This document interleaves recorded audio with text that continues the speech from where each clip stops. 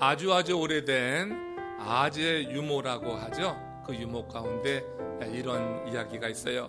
한 아버지가 아들을 데리고 대중 목욕탕에 갔습니다.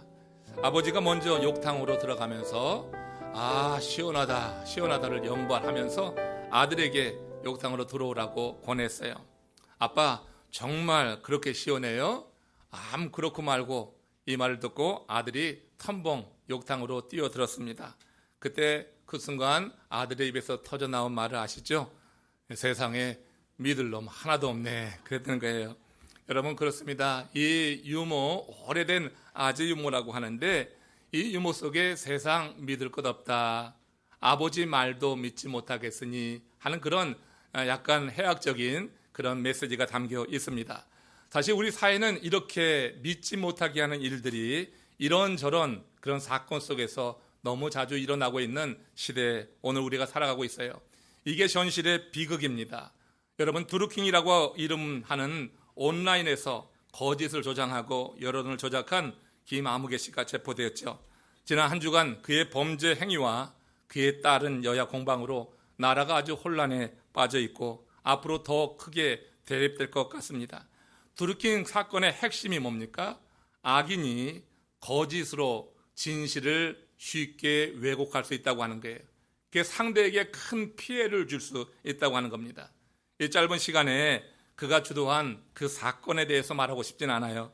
다만 이런 세력이 등장하게 된 이 시대의 죄악상을 바로 직시하기를 원하는 것입니다. 우리는 이 모두 거짓의 배후에 사단이 역사하고 있다는 사실을 성경을 읽는다고 하면 직시해 봐야지 될 것입니다. 예수님께서 요한복음 8장 44절에서 이런 말씀을 하셨습니다. 같이 읽어봅니다. 그는 처음부터 살인한 자요, 진리가 그 속에 없으므로 진리에 서지 못하고 거짓을 말할 때마다 제 것으로 말하나니 이는 그가 거짓말쟁이요 거짓의 아비가 되었습니다. 거짓의 아비를 누구 들고 하는 이야기예요? 사단, 마귀를 두고 하는 이야기입니다. 사단이 이렇게 거짓의 아비가 되어서 거짓말을 습관적으로 한다고 하는 거예요. 거짓을 말할 때마다 제 것으로 말한다. 거짓을 말하는 게 너무 자연스러운 거예요.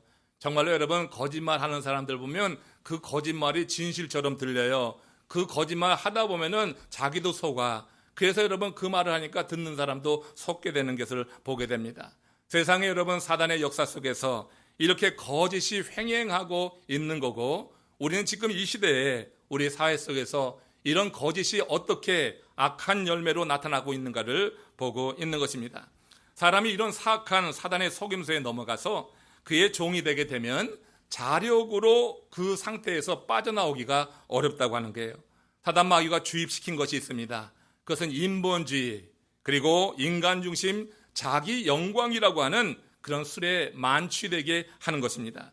그 결과 나타나는 현상을 예수님께서 요한복음 8장 45절에서 이렇게 말씀하셨어요. 내가 진리를 말함으로 너희가 나를 믿지 아니하는도다. 여러분, 이렇게 거짓이 영이 누군가를 사로잡게 될 때 진리의 말씀이 선포되지만 그 말씀을 믿지 않는 거예요. 예수님께서 진리를 말하는데 그 진리를 거부하는 그런 이들, 그 사단 마귀의 거짓의 영에 사로잡힌 것이다, 이렇게 말씀하고 있습니다. 이렇게 사단 마귀에게 미혹되어서 진리에 대해서 귀를 막아버리고 믿음을 버리게 되면 어떻게 되는가? 죄를 짓고도 죄로 인식하지 못해요. 진리가 없으면은 죄를 분별할 기준이 없어지는 거예요. 진리가 있을 때 거짓이 무엇인지 분별할 수 있는 그런 기준이 생기기 때문에 그 거짓을 알 수 있지만, 진리를 거부해버린다고 하면은 그러면 죄를 짓고도 죄로 인식하지 못한다고 하는 거죠. 또 당장 죄를 짓고도 징계가 없는 듯하니까 더 과감하게 죄를 짓고 있는 것이에요. 그래서 바늘도둑이 서도둑 되는 거.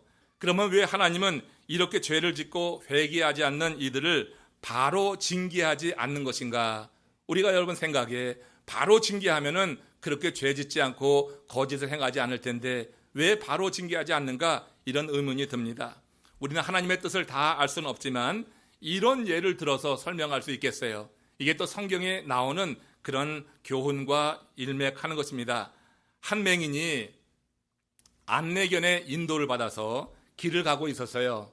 안내견의 인도를 받아 길을 가는데 갑자기 이 안내견이 그 주인의 다리에 대고 소변을 보는 거예요. 그런데 맹인의 반응이 아주 뜻밖이었어요. 주머니에서 과자를 꺼내더니 그 개에게 던져주는 거예요.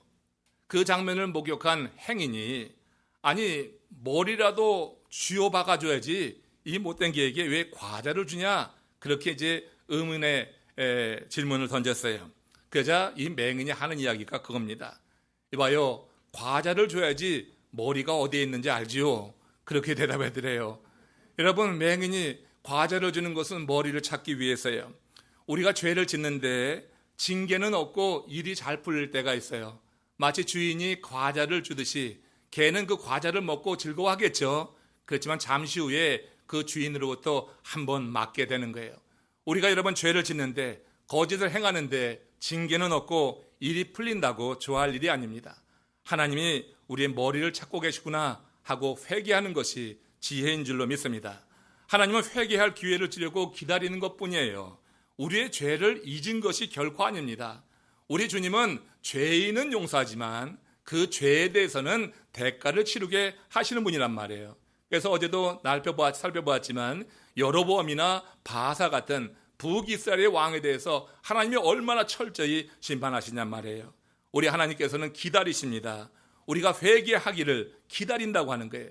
그래서 어떤 죄를 짓고 거짓을 말하는데 당장 징계가 임하지 않는다고 그것 가지고 그래 나 이렇게 살아도 돼 하고 계속 그 길로 가다가는 결국에 가서는 죄가 쌓이게 되면서 하나님의 심판이 임하게 된다고 하는 거예요. 창세기 6장 6절과 7절 말씀 같이 합독해 봅시다. 시작. 땅 위에 사람 지으셨음을 환탄하사 마음에 근심하시고 이르시되 내가 창조한 사람을 내가 지면에서 쓸어버리되 사람으로부터 가축과 기른 것과 공중의 새까지 그리하리니 이는 내가 그것들을 지었음을 한탄함이라. 왜 그것을 지으셨음을 한탄했을까요? 왜 지상에서 하나님이 창조하신 것을 다 쓸어버린다고 이렇게 말씀하십니까? 그 심판을 예고하신 이유가 뭡니까? 바로 이 구절 앞부분에 보면은 그 땅에 죄가 관영한 거예요. 노하실 때 하나님께서 물로 심판하신다고 했을 때 그 죄가 너무 다양했습니다. 아주 다양한 그 죄 가운데는 거짓의 죄도 있었다고 하는 거예요. 그런 가득 차 있는 이런 죄 때문에 하나님이 심판을 작정하셨다고 하는 거예요. 결국 우리는 여기서 하나님의 심판이라고 하는 것은 땅에 죄가 가득할 때, 한마디로 관영할 때 하나님의 심판이 임한다는 사실을 알게 됩니다. 본문에서도 시인 다윗은요, 그 사회가 이렇게 죄로 관영해 있는 것을 보고 하나님 이 땅을 심판하소서, 하나님 어찌 행동하시옵소서 하는 그런 마음으로 탄원하고 있는 거예요. 그 당시 사회상이 이랬습니다. 시편 12편 8절, 오늘 본문의 마지막 절에 기록되어 있는 거예요. 같이 합독합니다. 비열함이 인생 중에 높임을 받는 때에 악인들이 곳곳에서 날뛰는도다. 여러분, 비열하게 행하는 사람이 높아지는 사회, 그게 여러분 지금 다윗이 이 시를 쓰고 있을 때 그 당시의 사회의 모습이었어요. 비열함을 행하는데 높아지고 있어요. 거짓을 행한 자가 높은 자리를 차지하고 있어요. 그래서 악인이 곳곳에서 날뛰는 사회, 그게 그 당시 사회였는데 여기 여러분 우리 사회가 그렇지 않냐 하는 거예요. 비열하게 행하는 사람들이 높아지고 악인이 곳곳에 날뛰게 될 때 하나님의 심판이 가까워온다고 하는 것을 우리는 생각해 봐야 됩니다. 하나님은 우리들이 죄를 지을 수밖에 없는 이런 환경에 있는 것을 아셔서 한 번 죄를 지었다고 단번에 징계하지는 않아요. 회개할 기회를 주신다고 하는 거예요. 하나님은 당신의 백성이 악한 길에서 떠나서 회개하고 하나님의 은총을 누리며 살아가기를 오늘도 원하시는 줄로 믿습니다. 세상은 악해지고 있지만 그래서 이 악한 세상에 살다 보니까 어쩔 수 없이 또 부지부식 가운데 우리도 죄를 짓고 거짓을 행할 때 있지만, 그러나 그렇다고 단번에 하나님께서 징계하냐? 기다려주시는 거예요. 그래서 여러분 우리가 이런 하나님의 말씀을 들을 수 있는 기회를 자주 갖고 이렇게 말씀을 들을 수 있는 기회에 나와서 주의 말씀이, 진리의 말씀이 선포될 때 그것을 거부하지 말고 그 말씀을 받아야 될 줄로 믿습니다. 말씀이 있어야지 거짓을 아는 거예요. 말씀이 있어야지 죄의 실체를 볼 수 있는 거예요. 그러니까 말씀을 들어야지 되는데 이 말씀을 예수님께서 말씀했어요. 진리를 선포하는데도 듣지 않는도다.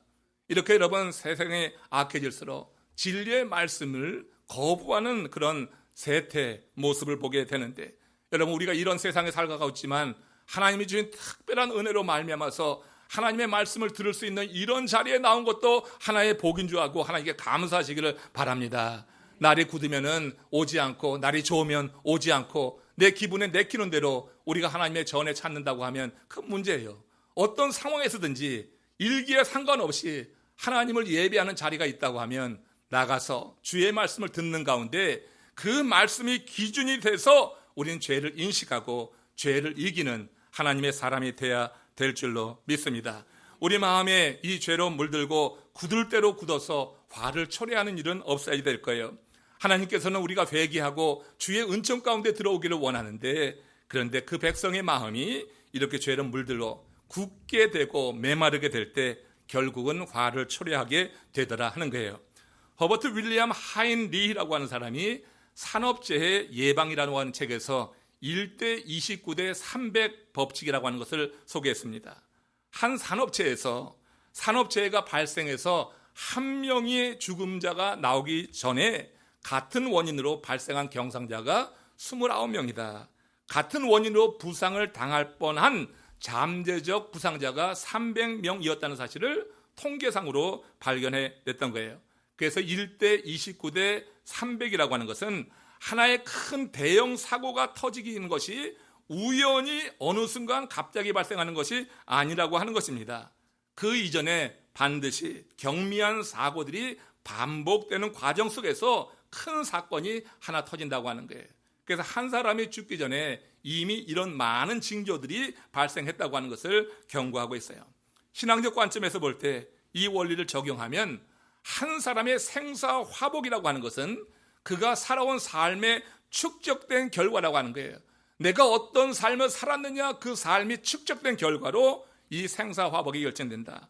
이 말은 우리가 어느 날 갑자기 복을 누린다든지 화를 당하는 것이 아니라고 하는 거예요. 한 번 죄를 졌다고 금방 화가 임하는 것이 아닙니다.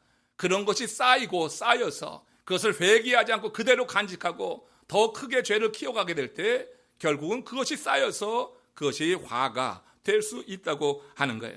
예레미야 6장 19절에서 예레미야 선지자가 이렇게 경고한 겁니다. 같이 한번 읽어보시겠어요? 땅이여 들으라. 내가 이 백성에게 재앙을 내리리니 이것이 그들의 생각의 결과라. 그들이 내 말을 듣지 아니하며 내 율법을 거절하였습니다. 땅이여 들으라. 세상 사람들을 향해서 말하는 거예요. 이 백성에게 재앙을 내가 내릴 것인데 이것이 뭐예요? 그들의 생각의 결과다. 그들이 생각을 그렇게 한 것이고 그 생각의 결과 행동이 나오는 거예요. 그 행동이 뭐냐고요? 그들이 내 말을 듣지 아니하며 율법을 거절하였습니다. 율법을 거절하면서 죄를 쌓는 것입니다. 그 죄가 쌓이고 쌓이다 보니까 하나님께서 이제는 어떻게 해요? 그 때가 된 거예요. 관영하게 된 거예요. 그래서 이 백성에게 재앙을 내릴 것이다. 우리 하나님은 한 번 죄를 진다고 금방 그 죄에 대해서 징계하고 심판하는 것이 아니라 기다리고 회개하고 회개할 때를 기다리시다가 그래도 안 되고 죄가 관영하게 될 때 이런 조치를 취한다고 하는 것을 보게 돼요.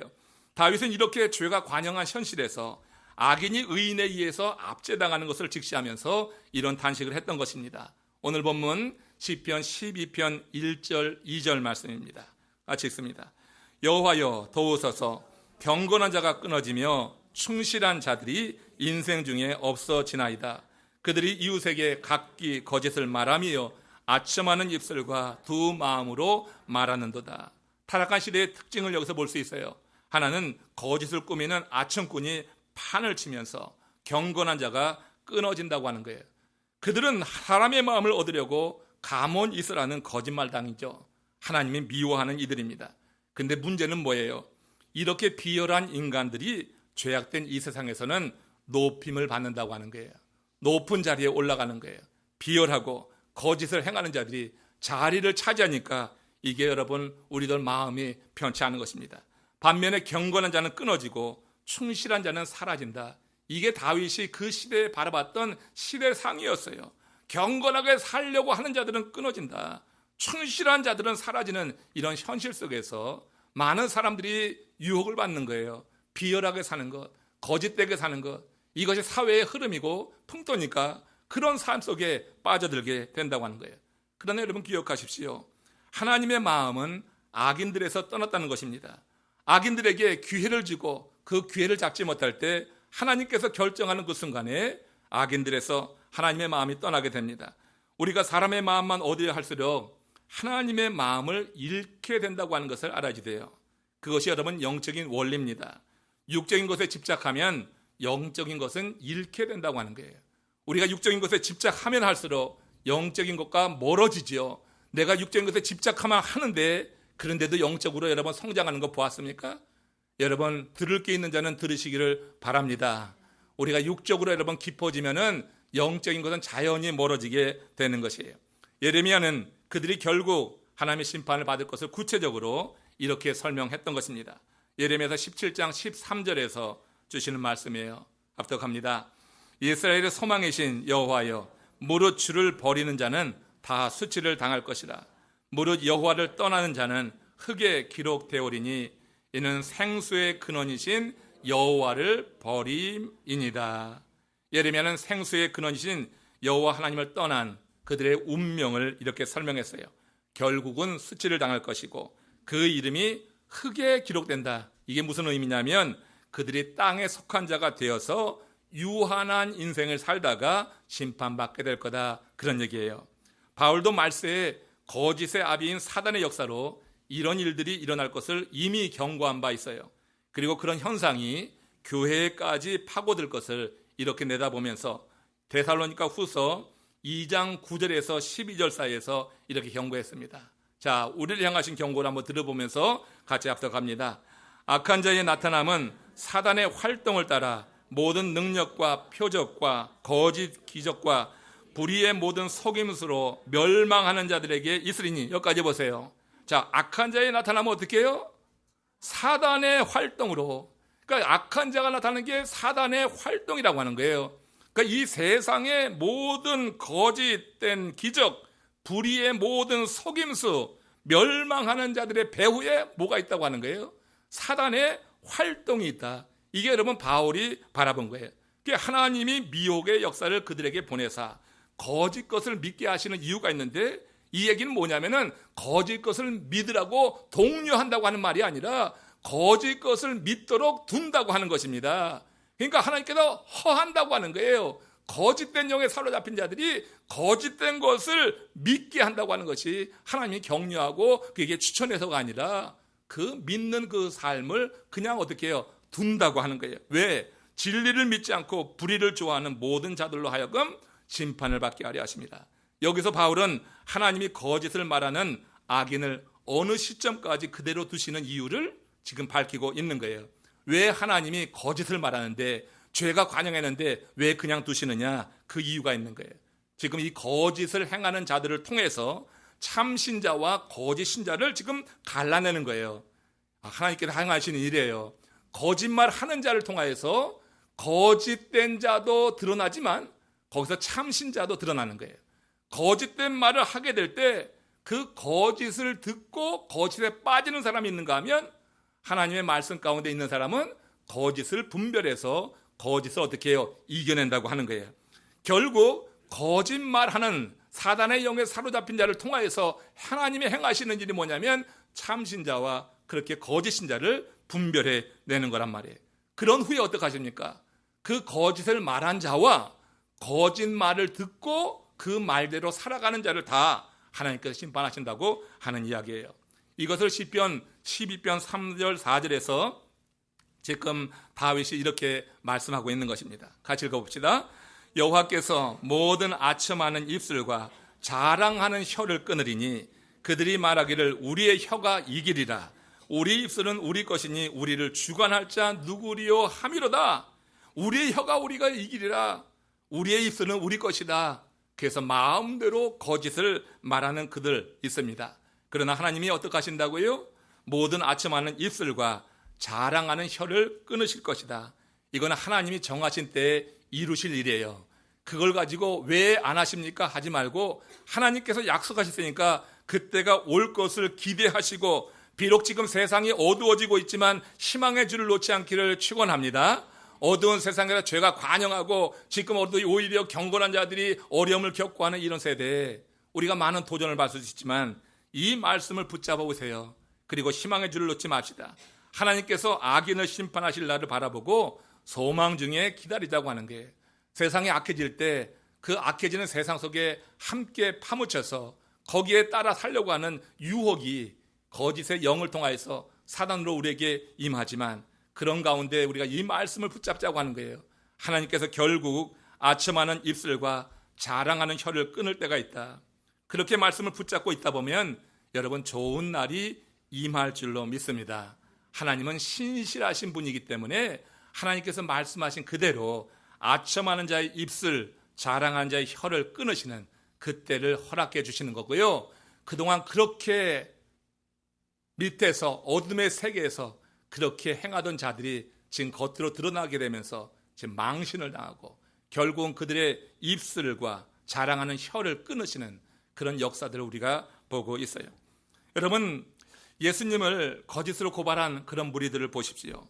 예수님 십자가에 못 박았을 때까지 그들이 승리하는 것 같았잖아요. 그렇죠? 거짓으로 못 박은 거예요. 예수님이 무슨 죄를 졌습니까? 근데 거짓 증인들을 세워가지고 예수님을 십자가에 못 박았단 말이에요. 그때까지만 해도 어때요? 악이 선을 이기고 어둠이 빛을 이기고 거짓이 진리를 이긴 것 같았어요. 그러나 그게 얼마나 갔습니까? 고작 3일이었어요. 3일 만에 예수님이 사망의 권세, 어둠의 권세, 죄의 권세를 이기고 다시 살아나신 줄로 믿습니다. 이건 우리 하나님께서 거짓의 권세, 이 거짓의 세력을 지금 하나님께서 심판하신다고 하는 그것을 상징적으로 보여주는 그런 사건이 되는 거예요. 우리의 혀가 이기리라고 하며 거짓말을 하는 사단의 입이 지금 닫히고 만 것입니다. 참된 승리는 언제나 진리 편에 있다고 하는 거예요. 그 시편 15편 5절에서 다윗이 이래 말했던 것입니다. 같이 읽어보세요. 여호와의 말씀에 가련한 자들의 눌림과 궁핍한 자들의 탄식으로 말미암아 내가 이제 일어나 그를 그가 원하는 안전한 지대에 두려다. 하나님이 진리 편에 있다. 하나님이 말씀 편에 있는 사람들을 하나님께서 지키신다는 얘기예요. 여기 보세요. 여호와의 말씀에 가련한 자들의 눌림, 궁핍한 자들의 탄식. 왜 가련한 자들이 눌리고 궁핍한 자들이 탄식합니까? 이게 여러분 성도들을 말하는 거예요. 말씀으로 살려고 하는데, 이렇게 주의 뜻 가운데 살려고 하는데 말씀대로 살려고 하면 할수록 이 세상에 거짓된 그리고 죄악된 세상에서 어려움을 겪는 거예요. 불이익을 당하는 거예요. 여러분, 우리가 말씀대로 살려고 할 때 어두운 세상에서 죄를 짓고 있는 자들이 그거 기뻐하지 않는다고요. 우리를 여러분 대적하고 우리를 여러분 어떻게 해요? 우리를 고발하고 그러면서 불이익을 당하게 한다고 하는 거예요. 마귀가 온갖 거짓으로 말씀으로 살려고 하는 자를 넘어뜨리려고 하기 때문에 우리가 이 세상 살면서 가련한 자들의 그 눌림, 궁핍한 자들의 탄식이라고 하는 이 성도를 두고 하는 이야기가 우리의 삶에도 그렇게 경험될 때가 있다고 하는 거예요. 사단은 이런 목적을 달성하기 위해서 세상 문화와 가치관을 자기가 원하는 방향으로 이렇게 왜곡시켜버리는 거예요. 여러분, 이 세상 문화라고 하는 것은 사실 사단이 붙잡고 있는 거예요. 세상 문화는 절대 하나님이 붙잡고 있는 게 아닌 것 같아. 이 세상의 현대 문화는요, 그 배후에 사단의 역사가 반드시 있습니다. 우리가 얼마나 그 세상 문화에 빠져들 때 그때 하나님의 말씀을 멀리할 수밖에 없어요. 이 세상 문화, 가치관을 자기가 원하는 그런 방향으로 틀어가고 왜곡시키고 있어요. 다윗 당시 거짓은 더 이상 어쩔 수 없는 상황에서 한 번 하는 그런 불의한 일이 아니었어요. 사단의 역사로 사회 전반에 보편화되고 삶의 일상이 되어버린 그런 상태가 다윗 시대 때 이 시를 쓰고 있는 그 시대의 모습이었다고 하는 거예요. 거짓이 팽배하다고 하는 것, 때가 이르고 있다고 하는 것입니다. 이런 상황에서 다윗이 목소리를 높였어요. 하나님이 당신의 자녀들을 그냥 두지 아니하시고 그가 원하는 안전지대로 옮겨두시겠다, 이렇게 말씀했어요. 그 선포한 안전지대라고 하는 것이 과연 어딘가? 오늘 본문에 보니까 시편 12편 6절 7절에서 그 안전지대를 이렇게 말씀했습니다. 같이 읽어봅시다. 여호와의 말씀은 순결하며 흙 도가니에 7번 단련한 은 같도다. 여호와여 그들을 지키사 이 세대로부터 영원히 보존하시리이다. 하나님께서 그들을 지켜주셔요. 그래서 이 세대라고 하는 것은 거짓된 세상이에요. 죄가 많은 세상에서 하나님께서 보존해 주신다고 하는 거예요. 근데 보존해 주시는 방법이 뭐냐고. 여호와의 말씀은 순결하며 흙도가니에 7번 단련한 은과 또다 그랬어요.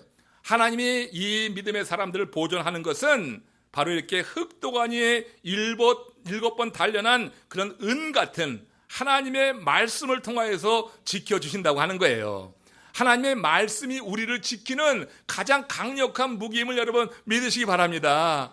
우리가 이 세상에서 날 지킨다고 하는 게요, 어떤 세상의 지위로 지키는 게 아니더라고요.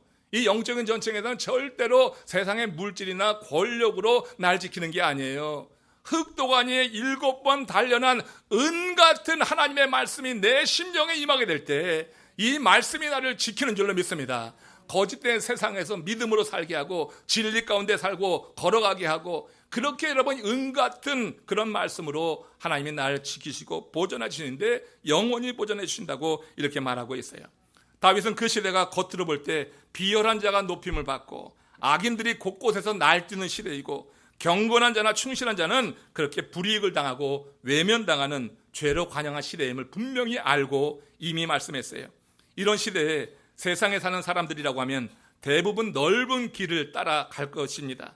그러나 다윗은 비록 세대가 이렇게 어두워도 성도가 가야지 될 길은 따로 있다고 말하는 거예요. 성도가 정말 안전하게 지킴받는 데는 따로 있다. 우리가 이 길로 갈 것이 아니라고 하는 거예요. 다윗은 그 길을 갈 때 하나님이 성도를 영원히 보존하신다 확실히 믿었습니다. 그 길은 뭐예요? 흙도가니에 7번 단련한 은 같은 하나님의 말씀에 따라 사는 길이에요. 하나님의 말씀이 우리를 지킨다고 하는 것을 이렇게 강조했던 거예요. 예레미야서 21장 8절에 보면은 우리 앞에 두 길이 있는데 어느 길을 택할 것이냐 도전합니다. 이 도전 가운데 흙도가니에 7번 단련한 하나님의 말씀을 따라 사는 사람들은 마땅히 택할 길이 있습니다. 같이 한번 읽어봅시다. 여호와께서 말씀하시기를 내가 너희 앞에 생명의 길과 사망의 길을 두었노라. 너는 이 백성에게 전하라 하셨느니라. 우리 앞에 하나님께서 사망의 길과 생명의 길을 두셨어요. 갈림길입니다. 동시에 갈 수 있는 길이 아니에요. 하나님이 우리 앞에 두신 이 길은 갈림길이요. 그러니까 우리 인생의 이 갈림길 가운데 놓일 때 우리는 과연 어떤 길을 택할 것이냐. 많은 사람들이 사망의 길을 가고 있어요. 거짓된 세상에서 그 길을 택해서 즐겁게 가고 있어요. 그러나 우리가 택할 길은 사망의 길이 아니라 생명의 길이다. 예전 중학교 국어교과서에 실린 로버트 프로스트의 시 중에 가지 않은 길이라고 하는 게 있어요. 가지 않은 그 길, 갈림길에서 가지 않은 길을 바라보는 그런 시인의 그런 내용 마음을 쓴 시죠. 노란 숲속에 길이 두 갈래로 나섰습니다. 나는 두 길을 다 가지 못하는 것을 안타깝게 생각하면서 오랫동안 서서 한 길이 굽어 꺾어 내려간 데까지, 바라볼 수 있는 데까지 멀리 보았습니다. 중략, 그리고 뒤에 이렇게 결론 냅니다. 훗날에 나는 어디선가 한숨을 쉬며 이야기할 것입니다. 숲속에 두 갈래 길이 있었다고, 나는 사람이 적게 간 길을 택하였다고, 그리고 그것 때문에 모든 것이 달라졌다고 이야기할 것입니다. 이런 내용입니다. 이 시에서 시인이 뭘 말합니까? 사람이 걷는 인생길에서 각자 선택한 길로 인해서 달라지는 그 운명을 노래한 거죠. 우린 여러분 두 길을 한꺼번에 갈 수 없어요. 내가 택한 길에 따라서 나의 운명이 달라지는 거예요. 영적인 차원에서는 이건 더 우리들 마음 가운데 와닿는 이야기예요. 영적 차원에서 볼 때 인생이라고 하는 이 숲, 우리가 걸어가는 인생이라고 하는 숲에 두 길이 있습니다. 갈림길입니다. 넓은 길이 있고 좁은 길이 있습니다. 이걸 예레미야는 사망길과 생명길로 이야기한 거예요. 우리는 이 두 길 가운데 한 길을 택해야지 돼요. 두 길을 다 가고 싶은 것은 육신적인 마음이지만 실제로 두 길을 다 갈 수 있는 길은 없는 것입니다. 사람들은 이 두 길 가운데 하나의 길만 걸어가고 맙니다. 좁은 길을 가는 사람은 비록 그 길이 거칠지만 기쁨으로 갑니다. 그리고 가면 갈수록 많은 열매를 맺습니다. 근데 넓은 길을 가는 불신자는요, 그 길이 처음에는 아주 시원해요. 넓기 때문에. 그리고 함께 가는 사람도 많이 있어요. 그러니까 마음이 위안이 돼. 근데 좁은 길을 가는 사람은 거칠거니와 사람도 없어요. 그러니까 불안해하는 거예요.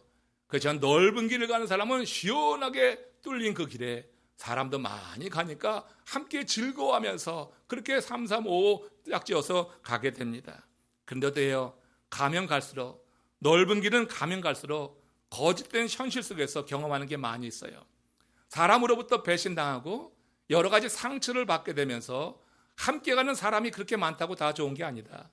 실제로 우리가 인생길을 갈 때 많은 사람과 짝하고 가는 것이 아니라 정말 마음이 통하는 사람은 손가락 안에 듭니다.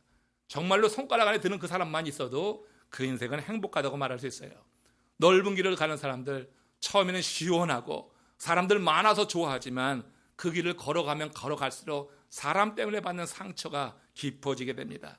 그러면서 인생 헛살았다고 하는 좌괴감에 빠지는 사건들을 많이 경험해요. 나중에는 그 길 끝에 가서는 인생이 허무하다, 인생 무상을 그렇게 고백하면서 거기서 좌절하고 절망하는 그런 상태, 이게 넓은 길을 가는 사람들의 운명이라고 하는 거예요. 인생 속길에 여러분들이 지금 어느 길에 접어들었습니까? 모두가 다 좁은 길을 지금 걷는다고 지금 자신하고 있나요? 좁은 길을 걸어가는데 그 거친 것 때문에 혹 지금은 불평하는 단계 아닙니까? 좁은 길을 조금 더 가다 보니까 하나님이 주신 은혜가 있어서 열매를 맺고 있다면 그것으로 여러분 크게 감사하시길 바랍니다. 좁은 길의 끝에는 우리가 맺는 열매가 반드시 있습니다. 좁은 길을 가는 사람들은 열매를 맺지 않을 수가 없어요. 그러나 넓은 길을 가는 사람은 열매를 맺으려 해도 맺을 수가 없어요. 이 열매는 천국으로 입성하는 키와 같은 것입니다. 이 열매가 있어야지 되는데 넓은 길을 가는 사람은 그 열매를 맺지 못하는 거예요. 원하지만 맺을 수 없는 그런 좌절과 절망을 경험한다고 하는 것입니다. 인생 헛살았다고 하는 그런 좌괴감, 인생을 얼마나 비참하게 만드는 거예요. 세상에 많은 사람들이 지금 그 길을 걸어가고 있어요. 그러나 우리를 하나님께서 이 좁은 길을 통하여서 오늘도 거룩한 성소에 모이게 하시고 살아있는 하나님의 말씀을 들으며 거짓을 분별할 수 있는 은혜를 베푸신 주님을 높여 찬양하시길 바랍니다. 말씀이 들려올 때 거짓을 거짓으로 알 수 있어요. 말씀이 없으면 절대로 거짓말하는 것을 분별하지 못하니까 거짓말하는 자를 빠져들어가는 거예요. 그래서 죄를 짓게 되고 그 인생이 비참하게 끝나게 되는 거예요. 몇 해 전에 80대 노부부가 인생을 비관해서 스스로 세상을 등지는 사건이 사회적으로 큰 파장을 일으킨 적이 있었습니다. 83살 난 남편이 뇌병변을 앓아서 거동이 참 불편했던 80살 난 아내, 그 할머니와 함께 세상을 떠난 것입니다. 근데 이 사건이 가슴 아픈 것은 그 노부부가 남긴 유서 때문에 그랬어요. 이 유서에는 이렇게 쓰여 있었습니다. 개 잘 부탁한다. 이게 마음을 짠하게 하는 이유는 뭐냐면 이 마지막 이 유서를 그 노부부는 자식들에게 남기지 않았어요. 친척에게 남긴 것입니다. 친척에게 남긴 이 유서에서 그 노부부는 자식을 부탁하지 않고 개를 부탁했다고 하는 거예요. 웃으면서도 마음이 짠합니다. 이 기사를 보고 그 노부부의 말년의 삶이 어떠했는지 우린 짐작할 수 있습니다. 자식을 두고 친척에게 마지막 말을 남기는 것도 그런데 그 유서의 내용이 기가 막힌 거예요. 사랑하는 성도 여러분들, 우리의 인생의 이 숲길에 갈라진 두 개의 길이 있어요. 지금 우리가 이 좁은 길에, 거칠지만 이 좁은 길에 들어섰다고 하는 것, 여러분 진심으로 감사할 수 있기를 원해요. 좁은 길에 들어선 자들이 이 좁은 길, 거칠지만 갈 수 있는 것은 뭐냐면 하나님이 오늘 본문에서 말씀하신 대로 도가니에 7번 담가서 단련된 은 같은 말씀이 믿어지는 은혜를 주시는 거예요. 하나님의 말씀이 믿어진다고 하는 것이 얼마나 감사한지 몰라요. 우리는 좁은 길 생명의 길을 통해서 영광스러운 하늘 성소에 생명록에 내 이름이 기록된 사람들입니다. 이 사실이 여러분 믿어지십니까? 생명록에 여러분들의 이름이 분명히 잘 박혀 있다고 확신하신다고 하면은 이건 대단히 큰 은혜요, 복이라고 하는 거예요. 여러분 실제로 그 생명록 존재 자체에 대해서도 믿음이 없으니 거기에 이름이 기록되어 있다고 하는 것을 믿는 사람 어디 있겠어요?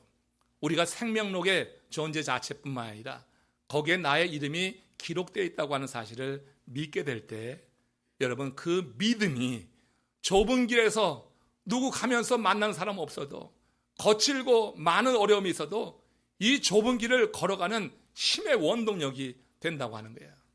이 믿음이 나로 하여금 끝까지 거짓된 세상 속에서 거기에 파묻혀서 동화되지 않고 그 믿음이 이 좁은 길을 계속해서 나갈 수 있는 원동력으로 우리에게 임한다고 하는 것. 이건 믿음의 문제입니다. 이 사실을 믿는 사람은 하나님만 의지하며 그 길을 갑니다. 자녀들이 잘못할 수 있어요. 뭐 세상의 모든 자녀들이 다 잘하는 게 아니에요.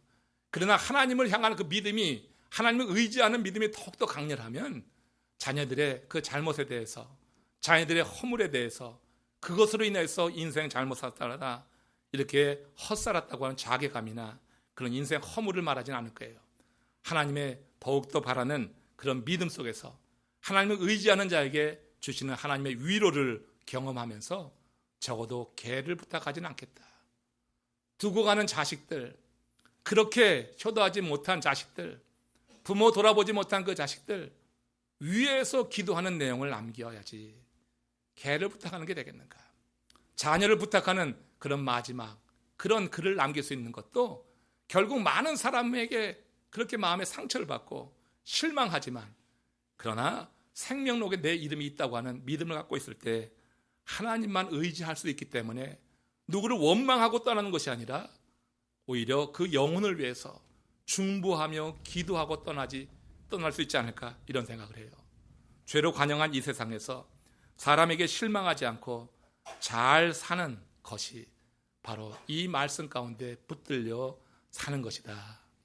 도가니에 7번 단련된 은 같은 하나님의 말씀이 저와 여러분들 심령에 오늘도 더욱더 강력하게 역사하고 그 말씀의 힘으로 여러분 희망을 놓지 말고 이 좁은 길을 계속해서 경주해 나가시기를 주의 이름으로 축원합니다.